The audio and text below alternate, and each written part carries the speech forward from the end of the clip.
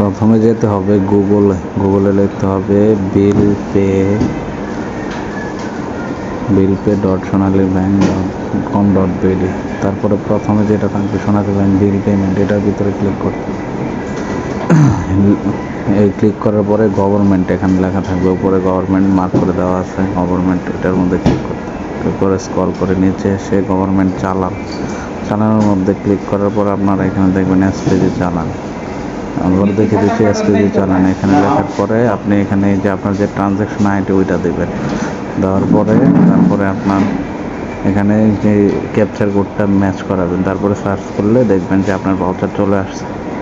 এখান থেকে আপনার এই ভাউচারটা সি মোড দিবেন, সি ডিটেলস, শো ডিটেলস দিলে এখানে এই যে উপরে দেখেন পিডিএফ দেখানো হচ্ছে, কীভাবে পিডিএফটা ডাউনলোড করবেন সেটা দেখানো হচ্ছে।